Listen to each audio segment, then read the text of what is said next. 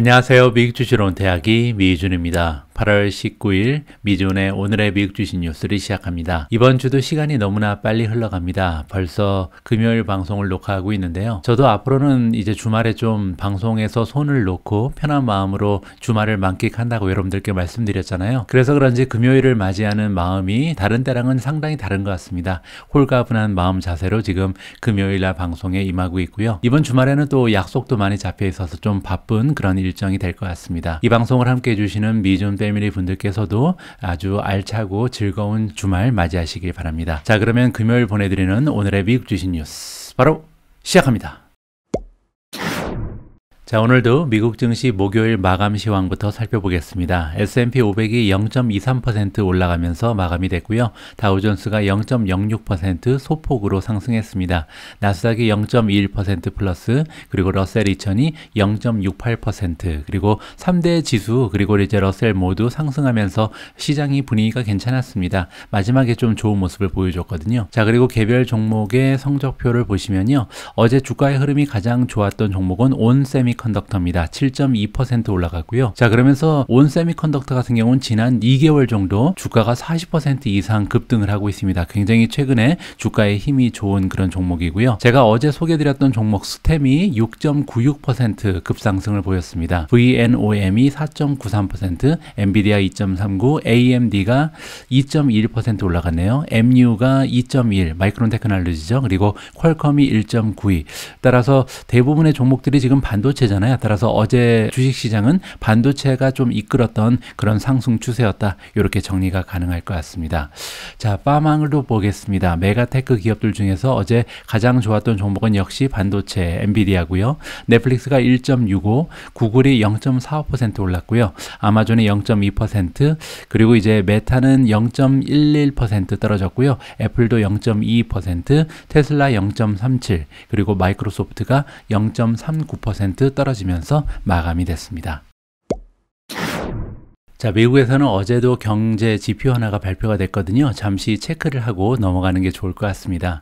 제목을 보시면 홈 세일즈라고 써 있잖아요. 따라서 주택의 판매 실적이 발표가 됐고요. 7월 달이 지금 6% 하향 추세를 보여줬다는 비교적 반가운 소식이라고 봐야겠죠. 자, 여기 보시면 previously owned home이라고 돼 있죠. 따라서 신축 주택은 빼고요. 그러니까 이미 존재하던 주택 시장만 얘기를 하는 것 같습니다. 자, 세일즈 판매 실적이 6% 정도 지금 떨어졌는데 7월 달에 6월과 비교해서 그렇다는 거죠. 그래서 한 달 만에 6% 떨어졌으니까 상당히 좀 큰 폭으로 낙하하고 있다. 이렇게 볼 수가 있겠죠.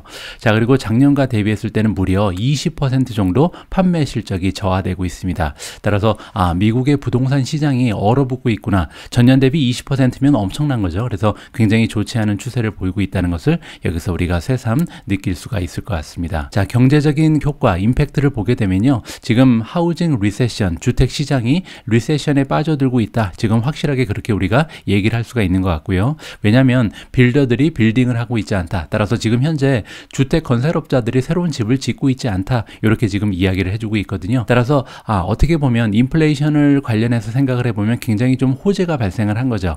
왜냐하면 최근 들어서 인플레이션이 이제 피크를 찍고 조금씩 하향 추세를 보여주고 있는데 그 결정적인 역할을 한 것이 원자재였습니다. 특히 이제 원유 가격이 떨어지면서 휘발유 가격이 급격하게 낙하를 하고 있잖아요. 하지만 한 가지 어려운 부분은 뭐였냐면 휘발유 가격이 떨어진다고 해도 커다란 하나의 부분이 더 남아 있었는데 그게 바로 주택의 렌트 가격이었죠. 월세 가격이 아직까지 좀 팽팽하게 지키고 있었기 때문에 이 월세 가격이 빨리 떨어져야 전반적으로 원유 가격과 월세 가격이 동반 하락하면서 인플레이션이 잡히는 그런 결과를 도출할 수 있게 되거든요. 따라서 우리 소비자 입장에서 지금 가장 커다란 관점이 되는 것은 인플레이션의 하락 추세인데 인플레이션이 정말로 급격하게 하락세를 보이기 위해서는 렌트 가격이 떨어져야 된다. 그렇기 위해서는요. 선행 지수가 지금 주택 세일즈, 이 판매가 떨어져야 결국은 이제 주택의 가격이 떨어지게 되고 따라서 그 추세를 이어받아서 렌트 가격이 저하된다. 이렇게 우리가 좀 기대를 해볼 수가 있겠죠.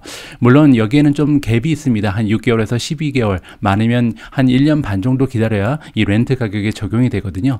따라서 시간은 좀 걸릴지 모르래도 결국은 인플레이션이 결국은 잡히는 모습을 보일 수밖에 없겠구나라는 것을 오늘 이 주택 판매 실적을 보면서 우리가 새삼 확인을 할 수 있는 좋은 기사였습니다.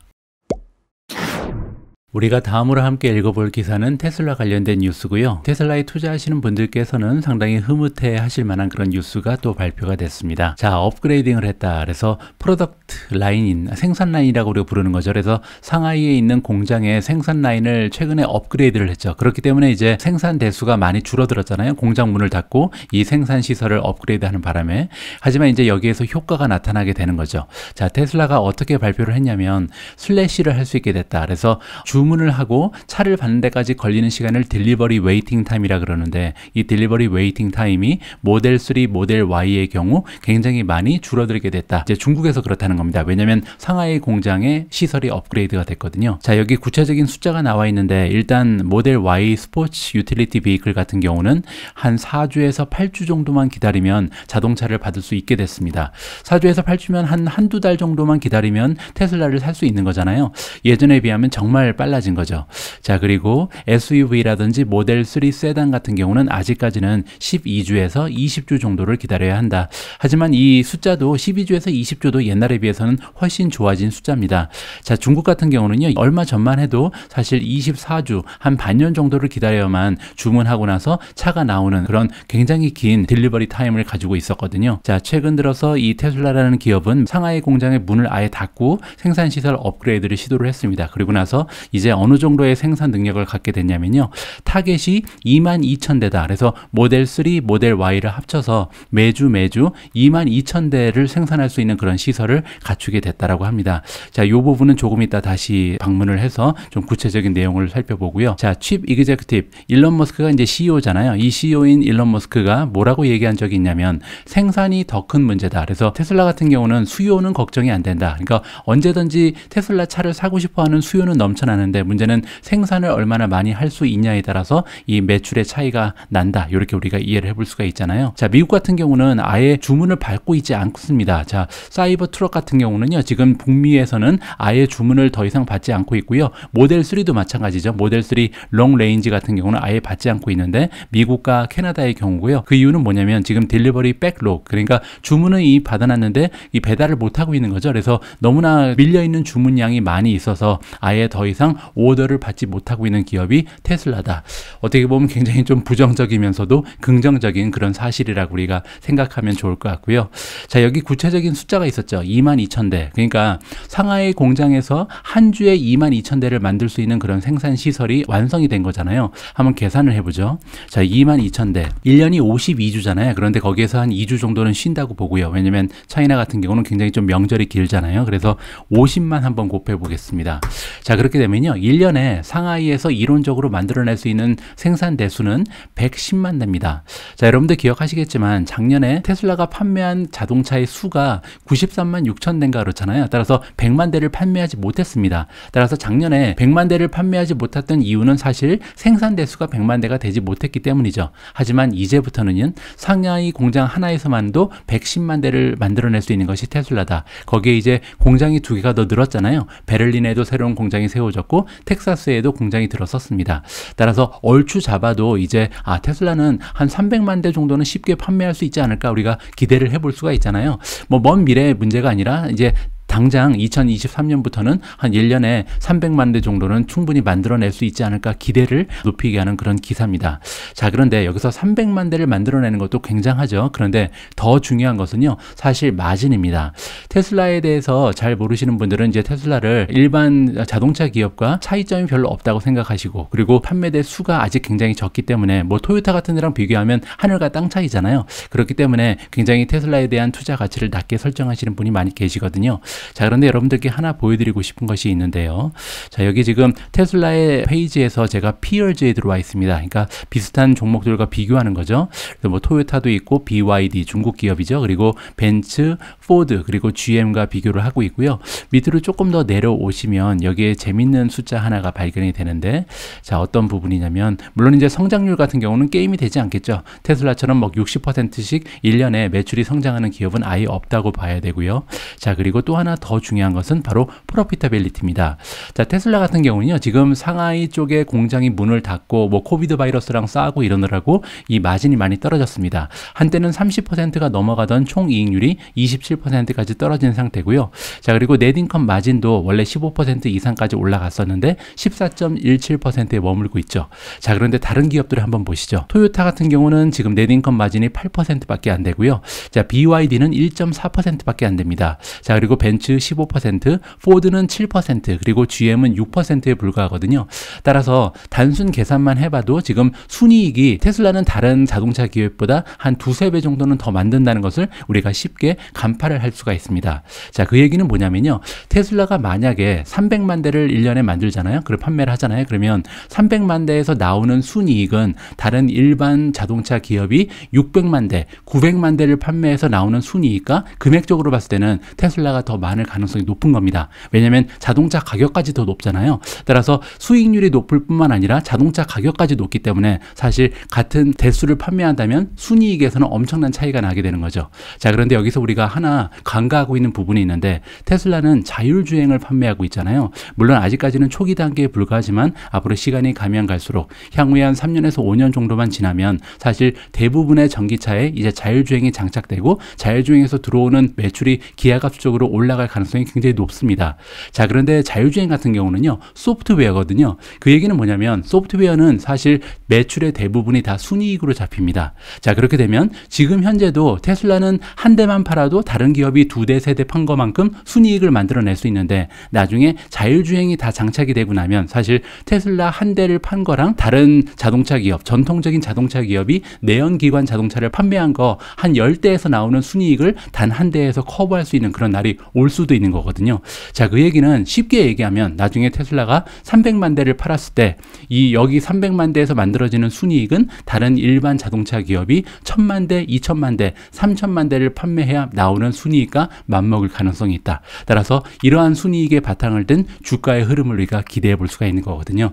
자, 이런 생각을 할 때 테슬라의 밸류에이션이 높다 얘기하지만 사실 일반적인 자동차 기업과 비교해서는 안 된다는 것을 다시 한번 우리가 확인을 해볼 수가 있을 것 같습니다. 자, 다음으로 준비된 기사에는 오래간만에 퀄컴이 등장을 합니다. 퀄컴 같은 경우는 멀티플, 밸류에이션은 굉장히 저렴해서 좋았는데 문제는 호재가 많이 발생하지 않아서 주가의 흐름이 조금 답답했었거든요. 자, 그런데 이번 기사를 보시면 굉장히 기분 좋은 뉴스 하나가 발견되고 있습니다. 자, 퀄컴이 지금 보고 있다 그래서 계획을 하고 있는 건데요. 자, 리엔터, 다시 들어갈 것이다. 서버 마켓에 다시 들어갈 예정에 있다라고 합니다. 서버 마켓이라는 것은 데이터 센터를 얘기하거든요. 자, 그래서 지금 데이터 센터 원래 퀄컴도 참여를 하고 있었는데 몇 년 전에 빠져나갔다는 거죠. 그래서 재진입을 시도한다 이렇게 보시면 되고요. 그 이유가 여기 나와 있죠. 누비아라는 기업을 작년 초에 인수를 했거든요. 그리고 나서 다시 한번 도전을 시작한다라고 블룸버그에서 오늘 신문원 기사에서 나왔습니다. 자, 퀄컴 같은 경우는 여러 고객사를 지금 찾고 있다. 그래서 이번에 새롭게 데이터 센터 칩을 만들게 되면 어떤 기업한테 판매하게 될지 미리 좀 세일즈 활동을 하고 있는 것으로 보이는데요. 거기에 이제 아마존 웹 서비스가 들어가 있다고 합니다. 아마존 같은 경우는 이미 AMD라든지 엔비디아 그리고 인텔의 칩을 쓰고 있거든요. 그리고 자체적으로도 칩을 만드는 기업이죠. 자, 그런데도 이번에 퀄컴이 어떤 칩을 만들었는지 구경을 하러 왔다 이렇게 지금 나와 있습니다. 따라서 칩의 성능에 굉장히 만족을 하면 이 아마존이라는 엄청난 기업을 지금 고객으로 확보할 가능성까지도 열려 있는 거죠. 자, 퀄컴이 누비아를 2021년 3월 달에 샀다. 그래서 한 1년 반 전에 이제 인수를 한 거죠. 그때 1.4 빌리언, 14억 달러를 주고 굉장히 좀 커다란 금액이죠. 이렇게 하고 인수를 한 기업이거든요. 그때 이제 인수를 하면서 뭐라고 얘기한 바가 있냐면 누비아가 가지고 있는 칩과 이 퀄컴이 가지고 있는 포트폴리오를 잘 통합하겠다. 그래서 스마트폰은 물론이고요. 랩탑이라든지 드라이버 어시스턴트 시스템, 즉 자율주행 쪽이죠. 그리고 인프라스트럭처 네트워킹 쪽에도 우리가 통합적인 모습을 가지고 진출을 하겠다라고 그때 자신 있게 이야기를 한 바가 있습니다. 자, 퀄컴 같은 경우는 2018 2008년에 서버 시장에서 빠져나왔다고 합니다. 따라서 4년 만에 재진입을 시도하는 거잖아요. 만약에 이번에 재진입 시도에서 성공하게 된다면 퀄컴은요, 최근 들어서 이 CEO가 바뀌자마자 한 2년 전에 CEO가 바뀌었거든요. 근데 그리고 나서 굉장히 좀 비즈니스가 다각화되는 모습을 보여주는 굉장히 좋은 그런 모습이라고 생각할 수가 있습니다. 퀄컴은 원래 모바일 쪽의 강자죠. 스마트폰의 진보에 따라 함께 발전해 온 기업이 바로 퀄컴이거든요. 그런데 이제 한 가지 문제점은 퀄컴 같은 경우는 이제 애플도 자체 칩을 만들고 막 이러면서 조금씩 입지가 흔들릴 수가 있는데, 퀄컴이 그리고 나서 이제 생각한 게 우리도 이 모바일 폰에만 매달리면 안 되겠다. 그래서 다양한 분야 쪽에 발을 조금씩 넣고 있다. 이렇게 볼 수가 있는데, 최근 들어서 굉장히 움직임이 좋습니다. 오늘 지금 얘기가 나오는 데이터 센터 말고도요, 사물 인터넷이라든지 자율주행 그리고 메타버스 쪽에도 활발하게 투자를 하는 모습을 보이거든요. 따라서 퀄컴 역시도 매출을 다각화하면서 조금씩 매출의 성장을 주도할 수 있는 그런 모습이 발견되고 있다. 이렇게 마무리를 해드리고 싶습니다. 자, 오늘 마지막으로 준비된 기사에는 굉장히 반가운 이름이 등장을 합니다. 바로 룹벤처즈인데요. 여러분들 기억하시죠? 미주운에 2번 출연한 적이 있는 진 먼스터가 만든 회사입니다. 자, 룹벤처즈가 뭐라고 얘기하고 있냐면, 애플의 주가가 앞으로 한 2년 내에 40% 정도 급등할 것이다라는 좋은 기사 내용이 발표가 됐습니다. 자, 어떤 내용인지 한번 읽어보시죠. 룹벤처즈의 애널리스트 진 먼스터가 목요일날 얘기했다. 자, 애플의 주가가요, 굉장히 많이 올라갈 것이다. 그래서 앞으로 1, 2년 안에 굉장히 좋은 주가의 흐름을 보일 수 있는 것이 애플이다라고 주장을 하고 있습니다. 그 근거가 중요하겠죠. 여기 나와 있는 것처럼 안정성이 있는데, 어떤 안정성이냐면 지금 현재 가지고 있는 비즈니스가 굉장히 안정적이다. 이게 첫 번째 근거고요. 두 번째는 뭐냐면 애플은 찬스를 가지고 있다. 그래서 기회를 많이 가지고 있는 기업인데, 이 기회는 뭐냐면 새로운 시장에 진입할 수 있는 기회다. 이렇게 정리가 가능합니다. 자, 내가 생각할 때 많은 폭으로 주가가 상승할 것이다. 그래서 앞으로 2년 내에 한 40% 정도가 넘는 주가의 상승을 도모할 수 있는 게 애플이다. 그러면서 2년 내에 $250까지 주가가 올라갈 것이다라는 긍정적인 전망을 해주고 있습니다. 250까지 올라가게 되면 지금 현재 주가가 174잖아요. 따라서 한 43%, 44% 정도 상승할 여지가 있는 것 같습니다. 자, 룹벤처즈의 창립자이자 매니징 파트너 진 먼스터가 CNBC에 출연해서 이런 이야기를 해줬고요. 자, 진 먼스터가 어떠한 근거를 가지고 이렇게 좋은 전망을 해주는지가 궁금한데, 여기 나와 있는 것처럼 일단 첫 번째로 스테이블 비즈니스, 굉장히 안정적인 비즈니스를 가지고 있다라고 얘기하고 있는데, 현재 그들이 가지고 있는 제품 라인이 그렇다는 겁니다. 뭐 예를 들어서 아이폰이나 아이패드, 그리고 최근 들어서는 M1, M2 칩을 탑재한 노트북도 굉장히 성능이 좋아졌잖아요. 그래서 일반 PC에 비해서 훨씬 더 좋은 컴퓨터를 판매하기 시작한 것이 애플입니다. 따라서 현재 상품이 너무나 좋다. 이게 첫 번째 이유고요. 두 번째는 뭐냐면 성장의 잠재력이 커다란 그런 기업이 애플이다라고 얘기하고 있습니다. 그래서 앞으로도 계속해서 많은 프로젝트를 진행하면서 지금 현재 가지고 있지 않은 새로운 비즈니스 모델, 그리고 새로운 시장을 개척할 것이다. 이 두 가지의 이유 때문에